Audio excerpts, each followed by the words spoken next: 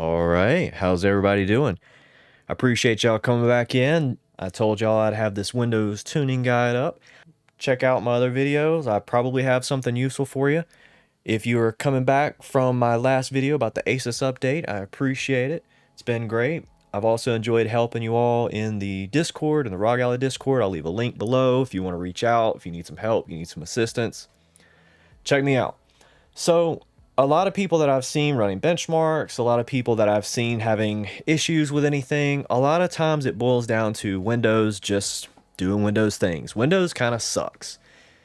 Out of the box experience is pretty decent, but you'll notice if you go into Task Manager and you look at how much RAM you're using, probably pretty high. So we're going to run through a lot of stuff in this video. We're going to run through how to properly tune out any of that junk, and we're also going to go through the updates and show you what I update, show you what I don't update, and maybe give you an idea of how my system is set up and why I am still the current record holder for Cinebench R23 and why my Modern Warfare benchmarks are higher than everyone else's and the 1% lows are better. You know, there's no trickery, there's no, like photoshopping. I'm here to just show you how I do it. If you follow every little tip and trick to the end, I promise you your performance will be better. A lot of programs I'm going to try to link below. If not, definitely hit me up in the comments if you see something you want to link for, want more info on, I'll tell you about it. First one is this is Windows 11. So what I like to do is just kind of like go through and show you everything that I might uncheck on mine. If you see something that you might need, like if you use Teams, for sure uncheck that. But for the most part, everything in here, I'll uncheck that. If you need the power throttling for a little bit more battery saving at idle, or if you're using game DVR, go ahead and do that. Undo the Hello Biometrics, that's for your fingerprint scanner. And all of this is just going to fix annoyances in Windows. It's going to give you a little bit better user experience, a little bit better performance. It'll give you better privacy, so it's going to disable some of the access for programs to see what you're messaging, see your call history stuff. It's just very, very weird Windows spyware type stuff. So when you're done with that, go ahead and hit Fix Issues. And this is Windows 11 on this tab right here on the little paintbrush. The next tab is going to be stuff that you can remove from Windows that might be locked a little bit deeper inside Windows. So if there's something you want to undo, like game overlay or photos or something like that, you just click it and then you hit Move Selected and then you hit Empty Bin. And you can delete quite a bit of stuff that you won't be able to find a way to delete otherwise. If you see here, if you see something in here that you have that I don't have, it's probably because I've removed it. So if you want to pause and check out and see what I've done, go right ahead. All right, so moving on to the next one. This is bloatynosy. I believe it's made by possibly even the same people. I know when you open one or the other, it even tells you to go to the other program. So no big deal there. Bloatware, undo this because we are on an Asus machine. Unfortunately, that Armory crate, it is bloatware. So we have to leave that there to make the device happy and make everything work. I undo this, then I come down here, and I think everything else is good to go. Here, gaming, undo game DVR, power throttling again if you need it. I have it disabled. If you use OneDrive, uncheck this. I do not recommend using OneDrive. It uses a lot of RAM. It starts up with your computer. It's just meh. If you want to use it, fine. Try to disable it from startup. Now, if you also look here, it's going to disable a lot of the Windows fade in and out features. That's really not something you should be like excited about because it's just going to slow down your device. It makes this thing feel much snappier without it. So when you're opening, and closing Windows, it doesn't do the whole fade in and out. When you're done with that, hit Fix. That's pretty straightforward. It might ask you for permissions or something like that. So all right, the next program I use is Glary Utilities. I love this program. I've been using it for years. It's kind of like CCleaner, if you guys remember that from back in the day, or gals. So this is what it can do. Shortcuts, registry, tracks, blah, blah, blah, blah, blah. So in here, I go to Options, and then all of this is selected. Disk Repair, I uncheck that. Tracks Eraser, you can select what you want. You can see what I have selected here. And there's that. So temporary file cleaners, I do everything. When I first ran this, it cleaned off a couple gigs worth of like leftover updates and junk files and stuff. It's not gonna delete any personal files, it's not gonna delete anything important, so just keep that in mind. Under context menu, I disable all of this. It's just extra things that when you right click something, it's gonna ask you about. So I try to make things as easy as possible and as simple as possible and try not to overthink it. Uninstaller, this is really cool because you can go through and do a batch uninstall. You can actually select like multiple programs and uninstall check programs, and it just makes it super easy. All right, the next one is going to be I guess I'll show you this one. This is gonna free up some hard drive space. By default, the trash can uses a ton of space, so change that to like 900 or gig or whatever you want. It'll just give you a little bit more free space available to your hard drive. So then we can move on to the let's see, what can I tell you? Okay, we'll do the Chris Titus Tech thing. So now this is the Chris Titus Tech utility. You might want to check out his channel. He kind of gives you a little bit more overview if you want to check out who he is. Don't take my word for it. Go check it out. This guy is really good. He's been doing this a long time. So this is what I do. I copy this. I go into my start menu. I look for my Windows PowerShell. I'll right click on it, hit run as administrator. You can search for it if you don't have it, but I'll run as administrator and then I'll paste it. Bada bing. I'll hit enter. And boom, here we go. This is cool if you're just getting started with Windows and you want to have all your programs installed at once without having to hit that next. Yes, I agree. All of, terms of services and worrying about if it's going to install spyware in the background, because actually some of these really put some just extra crap on your computer and start up with extra services and aren't really installed optimally. They have those like auto installers, but like this gives you the most optimal installs for all of these without having to hit next. Yes, I agree. So I like to do Firefox. You can do whatever browser you want. If you like Discord, go ahead and hit Discord. Teams, any of that stuff. And if you accidentally uninstall Teams or OneDrive or anything like that, I believe you can get everything from here you might need. So other than that, I come through here. If you want your game launchers like Epic, GOG, Steam, all that good stuff, you can come down here. I don't think you'll need any of these. Right, and we're going GIMP is like a free Photoshop. It's pretty nifty. And then we've got iTunes if you need that, which I don't recommend doing that on this. It's going to really eat up your RAM. OBS if you want to start doing some recording. And VLC is a cool stripped down media player. If you remove the built-in media player, this is a good replacement for it. 7-zip, I love. HW info, very important utility. That will give you a ton of data. That way you can see exactly what's going on with your PC.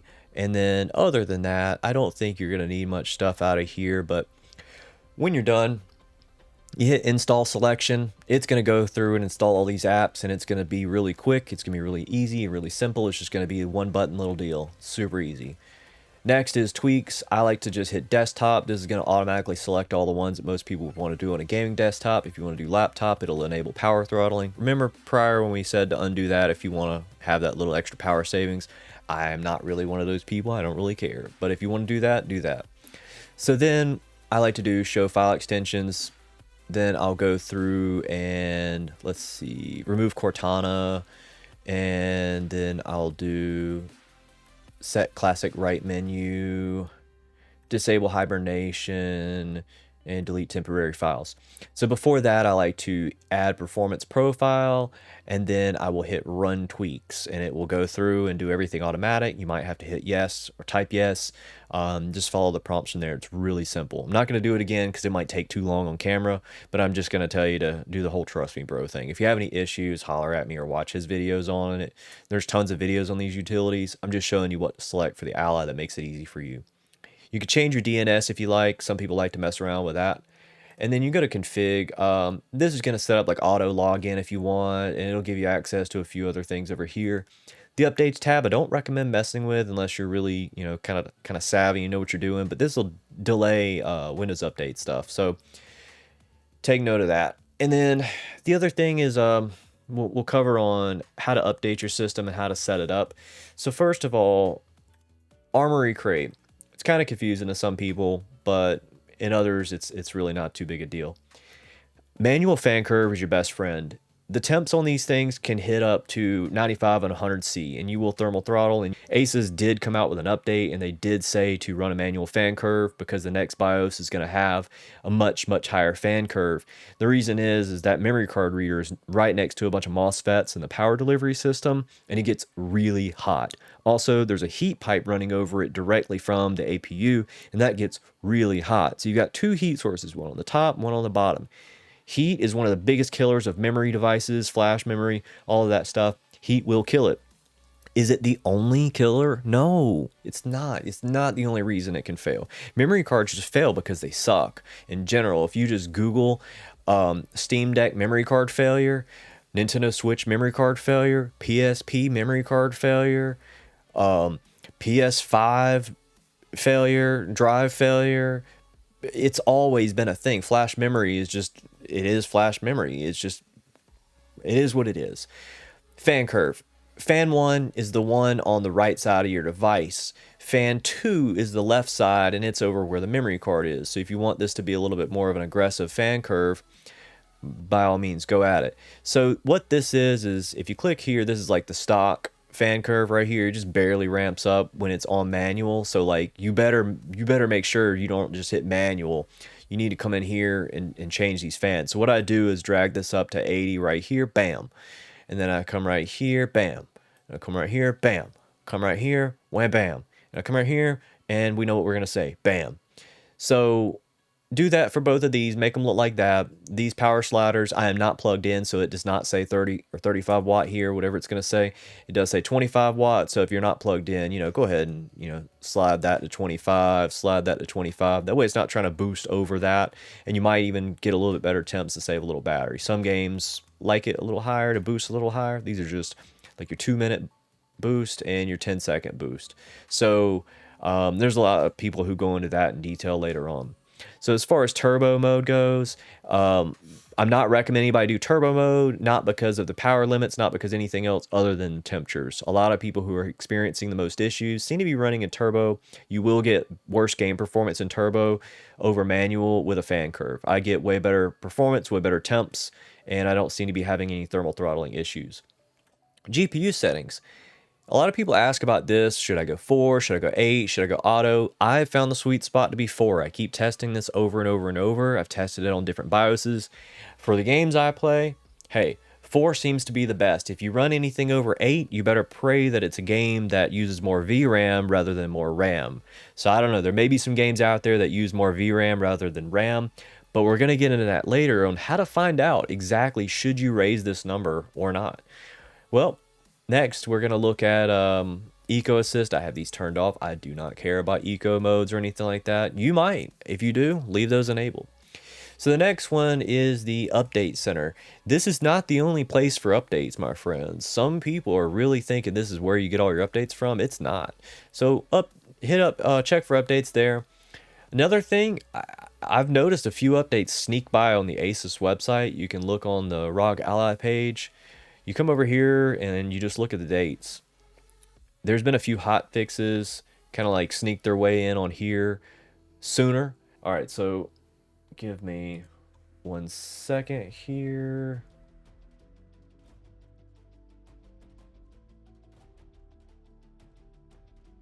All right, so this is the second place that you want to check for updates. This is the My Asus app. You want to look under the live update section and hit check. It'll check for updates. You also want to look at latest to make sure everything is on here. I've got all the latest BIOS, all the latest hot fixes. My performance is better on 319 than it was on 317 without the hot fixes. Also, if you check with Asus, they did give an update and they do confirm it is better on 319. I've got tons of people in the Discord who I've helped achieve better performance on 319 if it's tuned right. So I don't know. If you're having worse performance on 319, you might want to check your system and see if something else funny is going on. Or you might just want to try reinstalling it. I have seen people reinstall it and then bam, it just works again. Another weird anomaly that I forgot to mention, this is kind of odd. If you are in the Armory Crate software and you are changing your VRAM around and you notice you change it and it's worse performance, change it back and then change it again and see if it is better, because what happens when you change this number, it reboots. It takes a really long time to reboot because it actually goes into the BIOS, it reconfigures the memory, and it retrains the memory. It might even be setting different timings.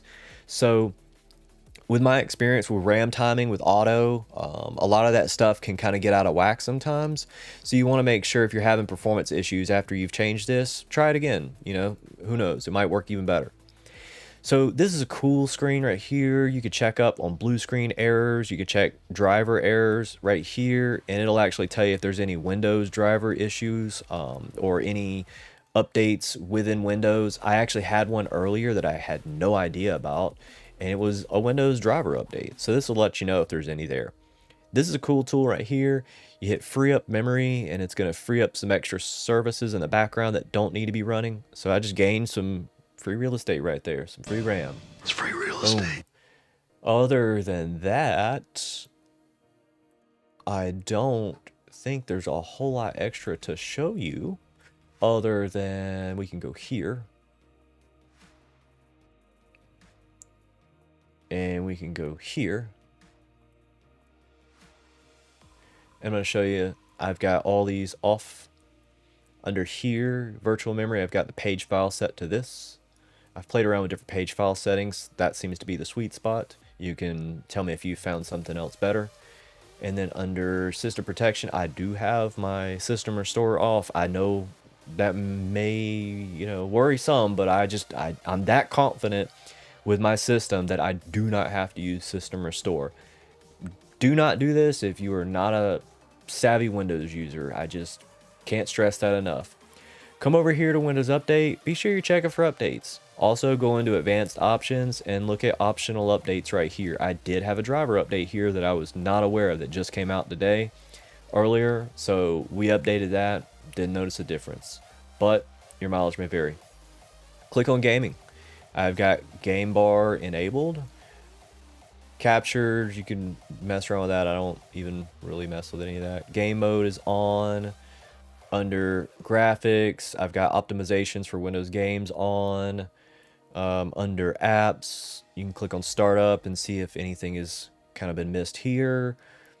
You can also go into installed apps, and if you've missed anything, if you don't see an app that you had checked to remove, like Office or something, you could probably remove it through here by clicking that and hit uninstall.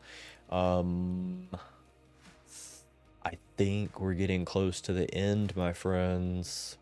I think I've shown you all the tricks. I think I've shown them.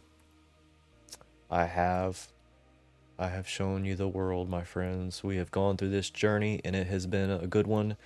I hope all of y'all appreciate this guide. I hope all of you use it. If you want to test your performance, use something like Cinebench. You can test it before and after tuning. That'll just test your CPU and overall system performance. If you want to use something that'll test the graphics score, use 3D Mark, Time Spy, share your results in Discord. A good game to benchmark would be something like Modern Warfare in the benchmark utility in the settings menu, or not the settings menu, but the main menu. There's a benchmark in there. It's really good. It'll show you like input latency on the CPU and the GPU, or not really input latency, but just latency overall. And I can get those down to about 10 milliseconds or under, sometimes 9. I've seen some people as high as like 20, and they're complaining about stuttering and stuff. Well, there's a reason why. You can also do something like GTA. It's got a built-in benchmark. There's quite a few games out there with built-in benchmarks, and I like running built-in benchmarks because it's a repeatable experience, and you will know exactly what's going on. The scene in the game is exactly the same every time. You're not just running around in an online game testing your performance, because online servers can lag. Online everything can be completely variable. One other big, huge rookie mistake I see with people doing Modern Warfare is when you open up the game, you don't actually allow the textures or the shaders to optimize. You'll see a menu, you'll see like a little notification at the top that says shaders optimizing. You have to be at the main menu for that to fully finish, and then you run your benchmarks. If you want to watch some of my tuning videos for Modern Warfare, go check out some of my previous ones. I'll help you out if there's any other games you want to check out. If there's some games that I don't have, if you got like game sharing or something like that, oh, I'm happy, super happy to run any benchmarks you guys want. If you'll share a game with me, even just temporarily on Steam or something, hit me up, let's do it. I'll find the best optimized guide. I can get 90 to 100 FPS at 1080p with FSR quality. Looks so good. 60 FPS 1% lows. They never dip below 60. In most games, like I said, 90 to 100 FPS online. It's extremely playable. Cyberpunk, I can get about 60 FPS or above there. One other thing. Oh, that's right. Oh man, I'm so glad I remembered this. I hate that I had to put this in at the end, but for all you OGs who stuck down to the end, much love. Here we go. Last and final tip for you is going to be in the settings. And I'm going to show you how to look like a pro without having to install MSI Afterburner and having all these extra apps running in the background. Boom. Hit that. And boom. Hit that. And watch. Haha. This right here will show you your GPU utilization, GPU clock. This might be a little weird because it's an APU, but pay attention to the VRAM, pay attention to the CPU utilization, RAM utilization, your temperatures, and so on. So right now, sitting idle, we're using about 4.5 gigs of RAM. But when I'm playing like Modern Warfare, I'm pegging out almost all my RAM sometimes, especially if I open something like Spotify and I'm listening on my headphones or something. So there's that. We're going to go over here. I have video profile to enhanced, display settings. I have all of this stuff pretty much turned off. Under graphics, I have it set to custom. I have anti-lag on because you do not want to be lagging. So other than that, I do believe this is the end. I know I said it was going to be the end before, but unfortunately, it is the end, my friends.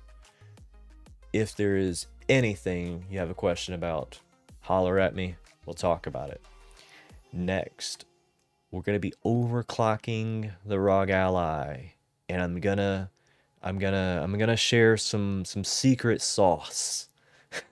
I'm gonna share some secret sauce that I haven't seen maybe but one person talking about, and he knows who he is. What's up, bro? But even with his secret sauce of his own, he still can't hit that 16,000 benchmark on Cinebench. So we're going to be doing some live benchmarking, recording that maybe Monday. I don't know. We'll see how it goes. Also, I'm going to get a thermal camera if I hit 1,000 subs. That thermal camera is going to look at the back plate of this thing, and I can assure you the back plate is going to tell a different story than what's going to be on the inside.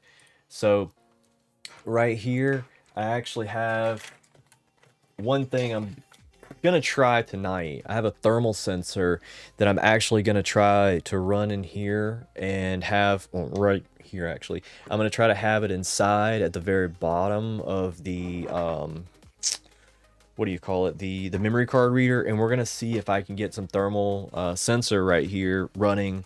But if not, I've got a really good idea for a thermal camera. Most of the people I've seen running thermal cameras are just looking at the back plate. And I'm going to prove to you that is a wrong way to do it. We're going to remove this and we're going to look inside. If you look at my previous video, you'll see why. So we're going to look inside at the MOSFETs and the VRMs and the memory card reader, which is right here, and how there's a heat pipe running over it. We're going to look at the deep temps inside, and we're going to find out how hot does it really get. All right. If you stayed to the end, drop something below, and that's it. That's all she wrote, folks. Hope all y'all have a good afternoon, good evening, or good night.